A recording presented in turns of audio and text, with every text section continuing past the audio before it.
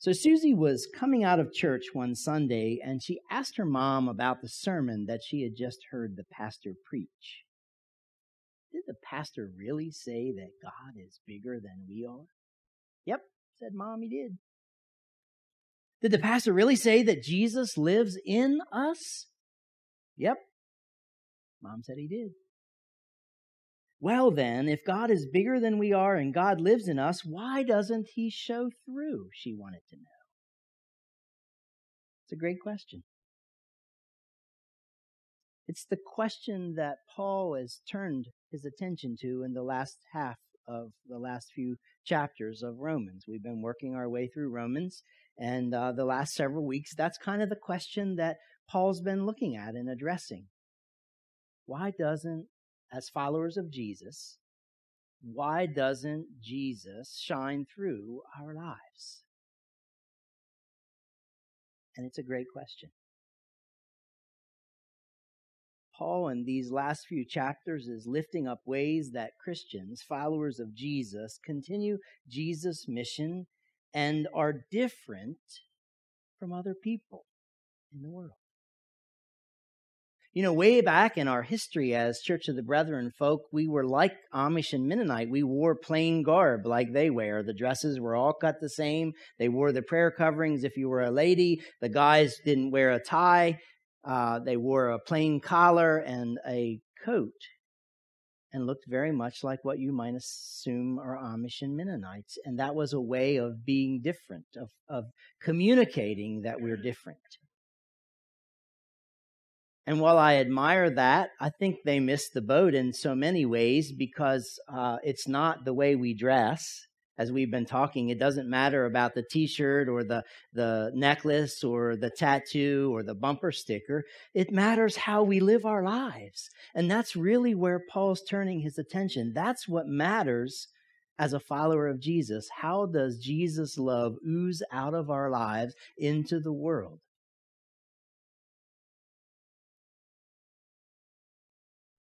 And Paul, in this passage and in the couple of passages before, is lifting up how our way of life marks us as followers of Jesus. So in today's chapter 13, Paul covers a couple of different areas. One area that he covers is a really hard area, one that is hard to understand. It's often misunderstood. It's one that I, all throughout this week, wanted to take a pair of scissors and cut out and just say, let's not deal with this because it is so often misused. Yeah, I agree. And we even saw it being misused most recently in the news a couple of months back when Attorney General Jeff Sessions was talking about the immigration policy, and he started using this first 7 verses of Romans 13. And I think he was misusing it. We'll talk more about that. Not about Attorney General Sessions. I'm not getting into the politics of it. I'm just saying that that's one way that it is often misused and misapplied. The second idea that Paul is working with here is at the very heart of Jesus' message, and it bears repeating again and again. So that's the second subject matter that he talks about, and we're going to talk about it in detail. And then the third one, he encourages us to live as if we're living in the day or in the light, and to not live in the shadows or the dark. And so today I want to look at those 3 areas in a little bit more detail than I just covered and explore them. So first, the part that is often misunderstood, misused, and that has to do with governments and their role in the world. We can't simply take verses 1 through 7 out, and we can't simply take those 7 verses and apply them to all governments everywhere in the world. Listen as I read these 7 verses again. Everyone must submit to governing authorities, for all authority comes from God, and those in positions of authority have been placed there by God. Okay? So what about Hitler? What about Saddam Hussein? What about Kim Jong-un? What about Stalin? What about what about? What about? What about? You just can't take that at face value and apply it to all governments everywhere. So hang with me. We're going to explore that. So let me continue reading. So anyone who rebels against authority is rebelling against what God has instituted, and they will be punished. For the authorities do not strike fear in people who are doing right, but in those who are doing wrong. Would you like to live without fear of the authorities? Do what is right, and they will honor you. The authorities are God's servants sent for your good. But if you are doing wrong, of course you should be afraid, for they have the power to punish you. They are God's servants sent for the very purpose of punishing those who do what is wrong. So you must submit to them, not only to avoid punishment, but also to keep a clear conscience. And then he kind of turns a little corner and says, still about governments, pay your taxes too for the same reasons. For government workers need to be paid. They are serving God in what they do. Give to everyone that you owe them. Give to everyone what you owe them. Pay your taxes and government fees to those who collect them, and give respect and honor to those in authority. So you see, I think what we can draw from this passage is that there are two purposes that God establishes for governments. The first is to keep order. Imagine how chaotic and how wild our world would be if we didn't have government bodies in positions to make laws and to enforce laws and to keep some kind of order. Without that kind of structure in our lives, a free-for-all becomes, and it becomes the winner becomes the one who can commit the most crimes, or who has the strongest ability to deceive people, or whatever. It just becomes not a good world. And so there is a purpose for government, and that is to keep order. And a second purpose that we can draw out of this is that the government is to be an agent of good in the world. But these verses were often used to abuse subjects, to keep them silent, and offering no resistance to kings and rulers who passed edicts and who wanted them to do all kinds of things that weren't good, just because the person in power wanted and willed it. And think about it. At the time that Paul penned these words, the Christians in Rome were the scum of the earth. I mean, you've seen the Colosseum. You've heard about the games that they played in the Colosseum, and the turning the Christians over to the lions, and, all of those things that they did to persecute and hurt Christians. And so what Paul is trying to say to them is, don't get a reputation as troublemakers. God has established authority in our world because God wants order in the world, and God wants us to experience good. But when the governmental authorities over us are asking us to do things that aren't good, or aren't going to bring order, then you have to begin to think and question whether or not you are going to abide by the authority that they have. If they're calling you to do something that's against God, who has higher authority?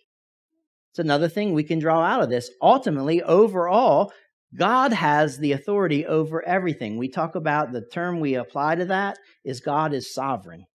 He's over all, He's in all, He's through all. God is the highest authority.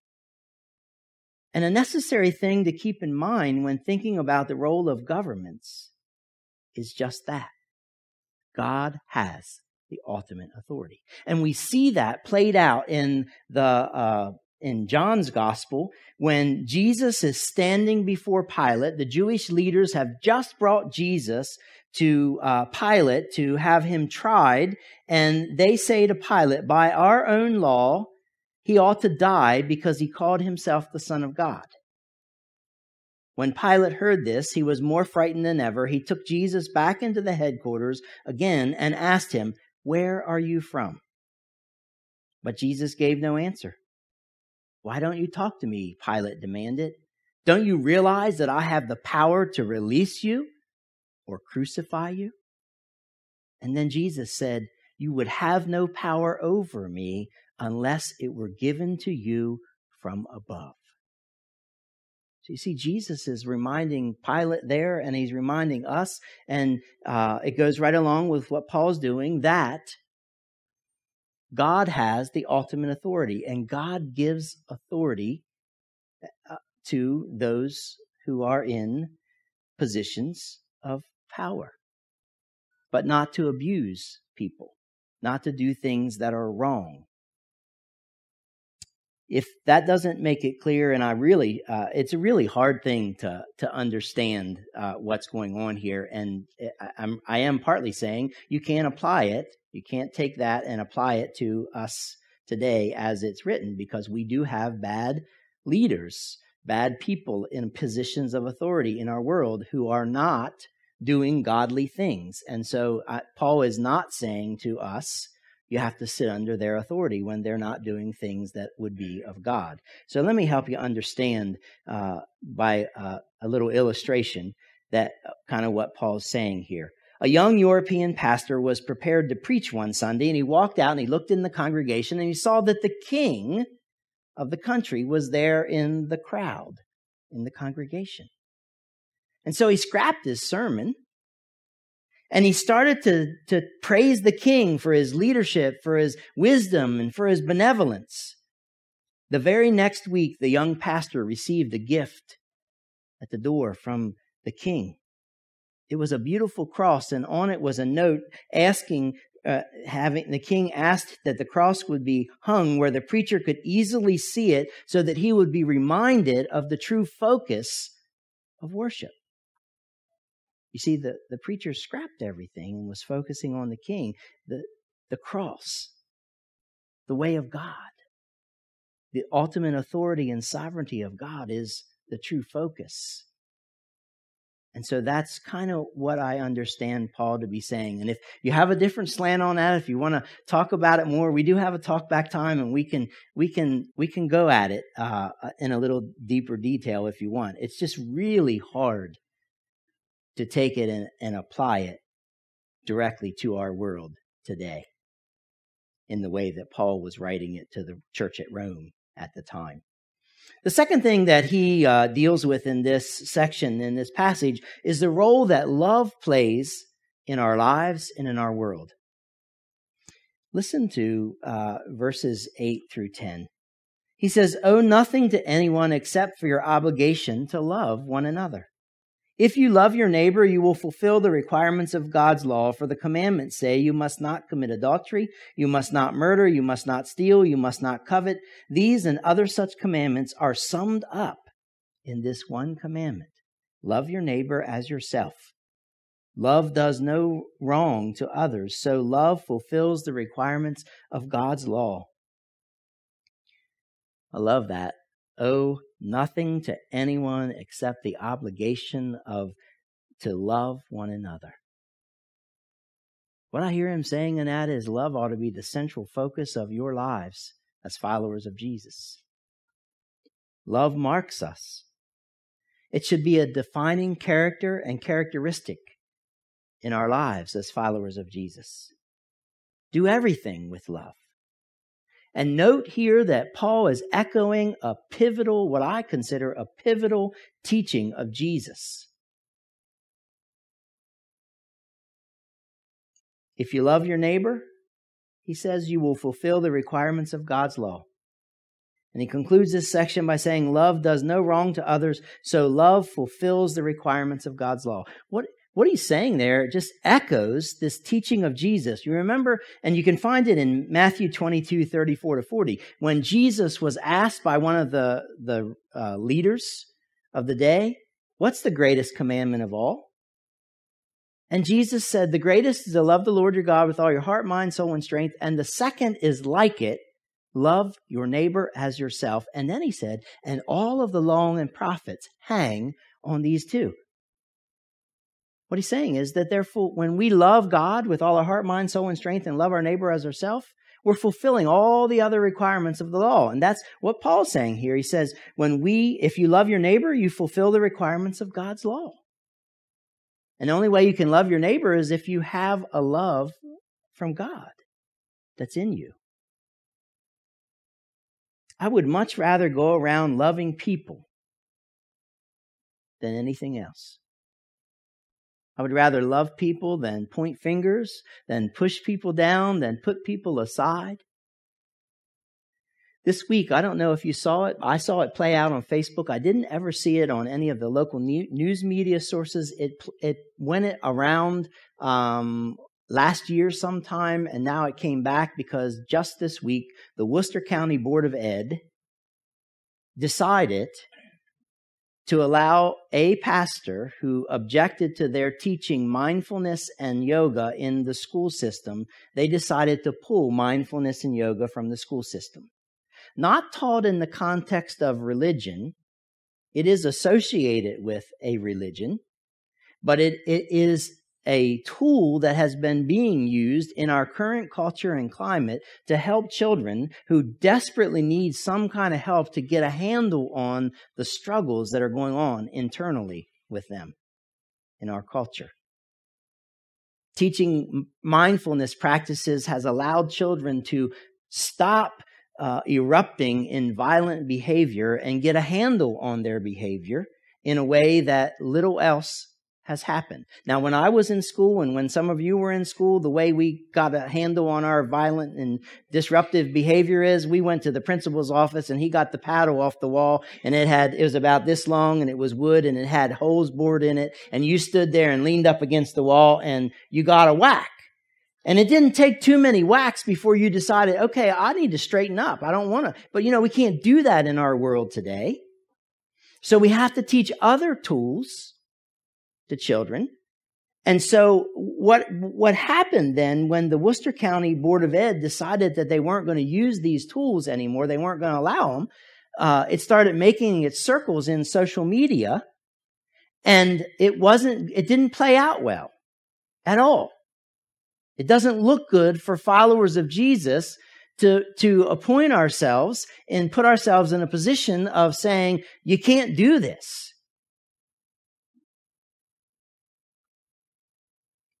It was a black eye in my mind for the mission of Jesus. And if you don't agree with me, we can talk about that. I'm not saying you have to agree with me. I'm just telling you how I feel about it. And so one of the things that was interesting, I saw umpteen conversations, threads. People shared the article that came out and people were dialoguing. And I heard all kinds of people saying, that's why I don't go to church. That's why I don't participate in organized religion. That's why I have nothing to do with Christians. And so nothing to do with Christians then also means we probably don't have anything to do with Jesus. And it just, you see how it closes people off to the power, the transforming power of Jesus in their lives. And so then, the way I got kind of cued into it was that I got tagged in a Facebook post, in a comment somebody who has been here a couple of times, didn't used to be a part of us, but has been here a couple of times, and who is watching us from afar because she has struggled with organized religion and the way it's done in our culture, and she's left the church. And so we've been trying to show her a different way. And so she shared this article, and then she tagged me in a comment that she made. And I want to read that comment because I'm really thrilled that she gets what we're about here at Community of Joy. She says, this is not at all what faith-based partnerships are supposed to be about. And see, that's how it got that way. That church was a faith-based partner with an elementary school that practiced mindfulness and yoga. And then she goes on and says, I am so glad that Martin Hutchison and Community of Joy are Pinehurst faith-based partners because they are open-minded to love and ways in which students can learn to love one another and live a healthy lifestyle.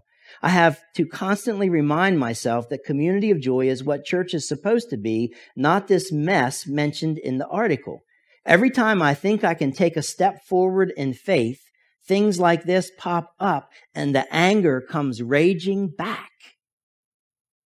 And then she said, I'm trying, Martin. And so I responded and I said, the best way I know to fight it is to live by a different way.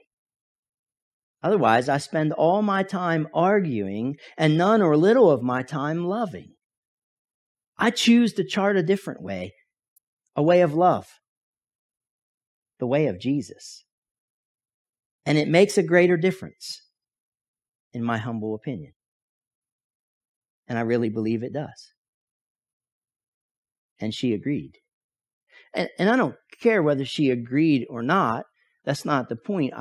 It's just how I see the role of the church in the world is to be agents of love, agents of blessing. And when we do that, we open up people's eyes and hearts to the love and the transformation that Jesus brings to the world and to their lives. And we don't do it when we point fingers and push down and push aside.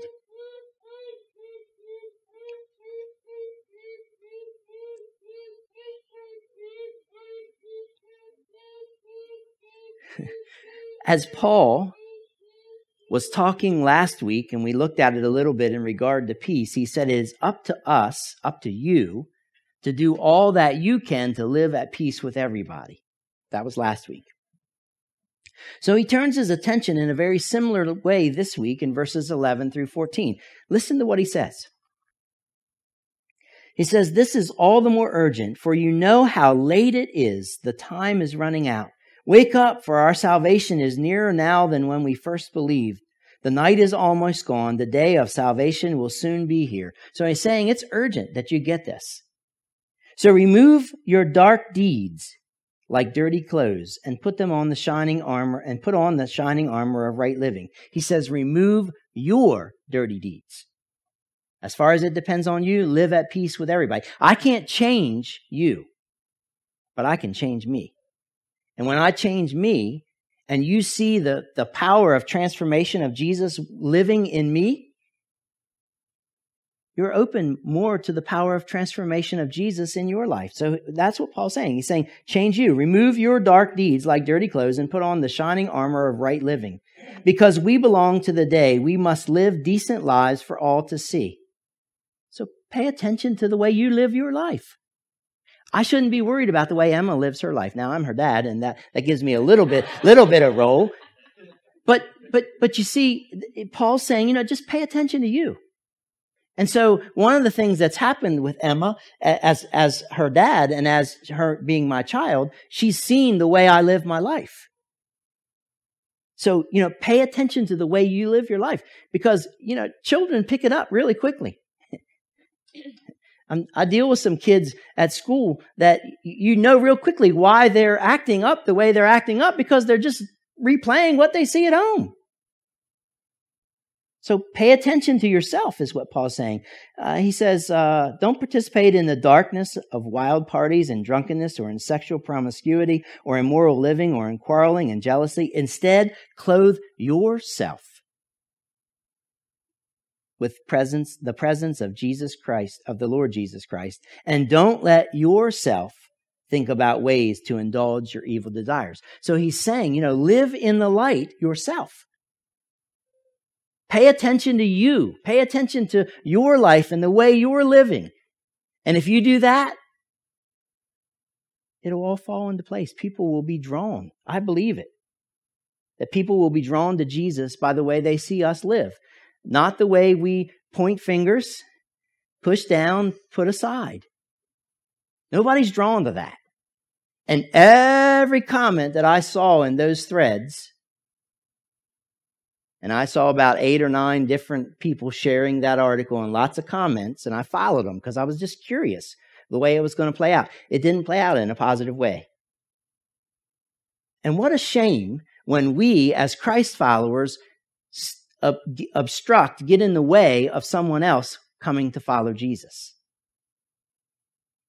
But I think, I am convicted that when we share the love of Jesus, when we reflect his light and love into the world,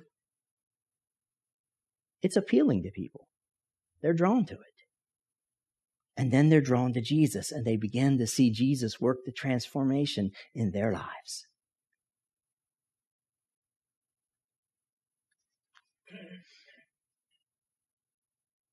It's so important, brothers and sisters, that we let Christ transform our lives so that Jesus oozes out of our life, that others would see him and be drawn to him.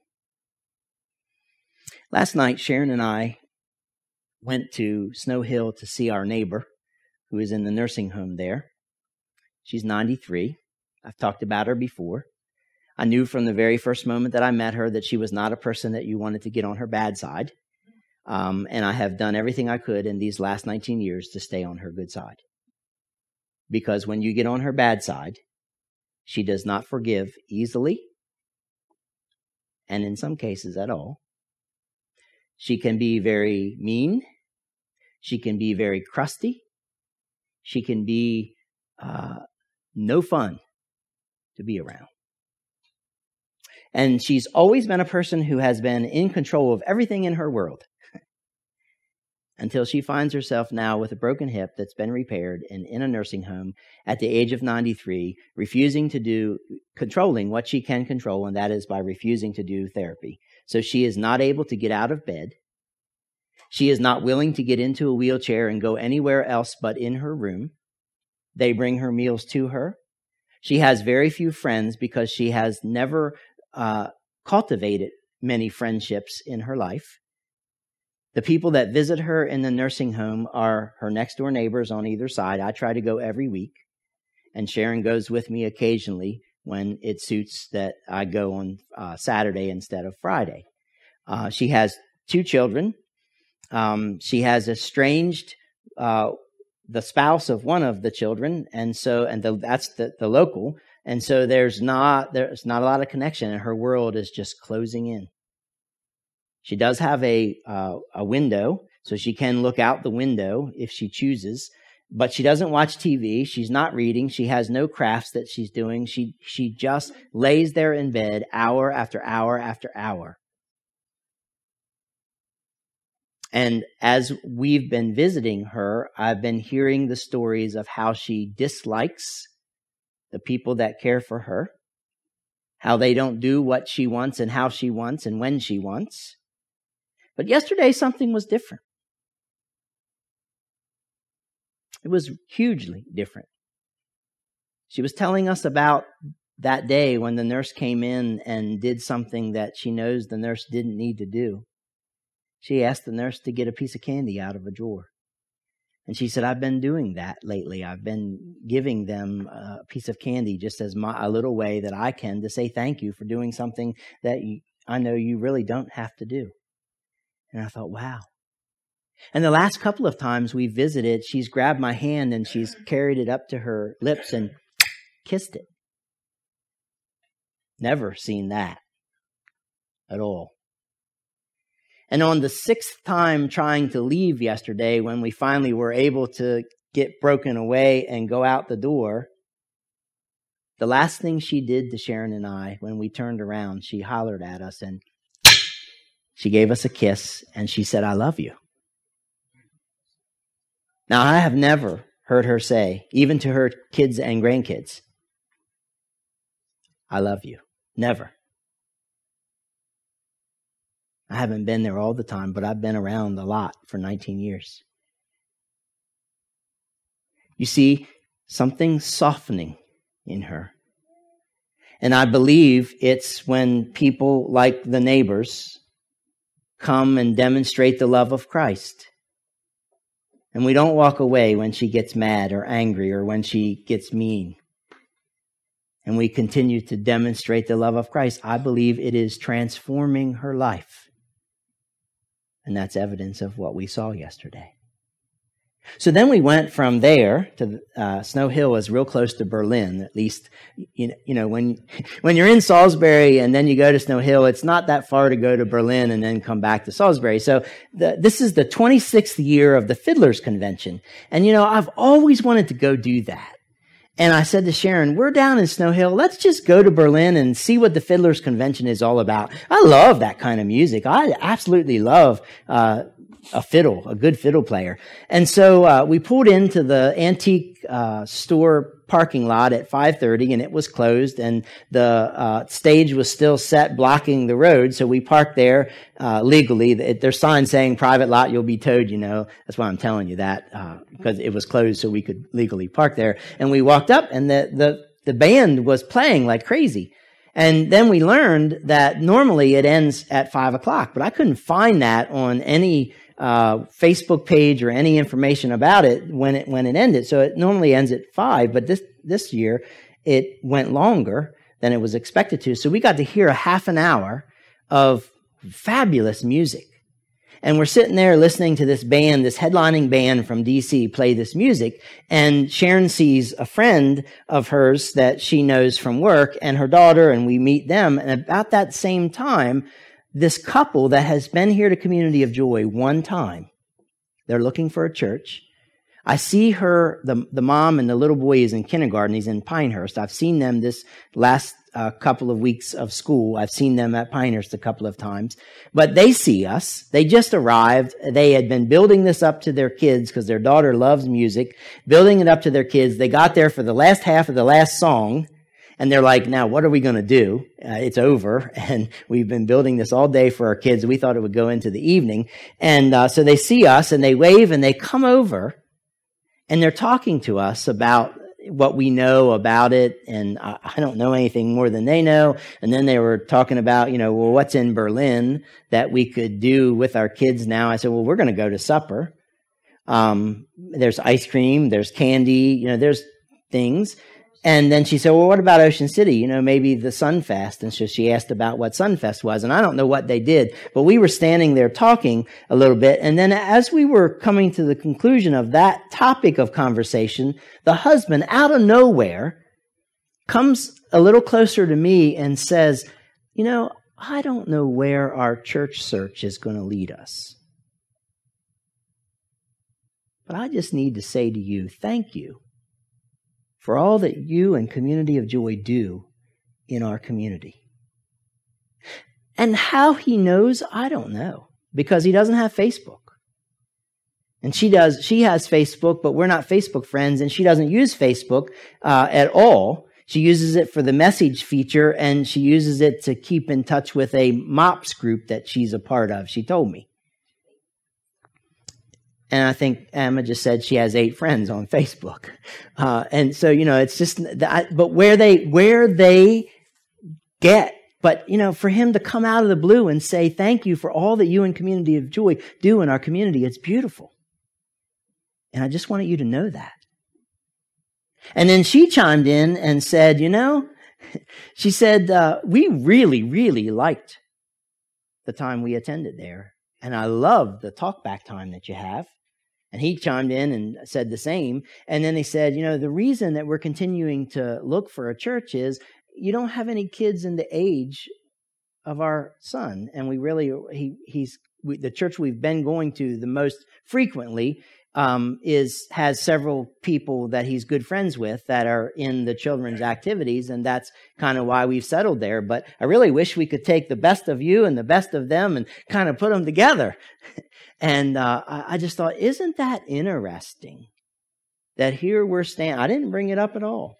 I wasn't going to ask them. I wanted to know, since they left here, I kind of was curious where they've gone and what they've settled in. She said they're still looking. She said, we've been to every church in Salisbury. Now, I don't believe they've been to every church in Salisbury, but, it sounds like they've been to a lot. And for them to say they like what we're doing says we're doing what we're supposed to do, in my mind. When total strangers, total people in the community can say, hey, keep it up. You're doing a good job. And what we're doing a good job of is receiving the love of Jesus into our lives and reflecting it out of our lives into the community.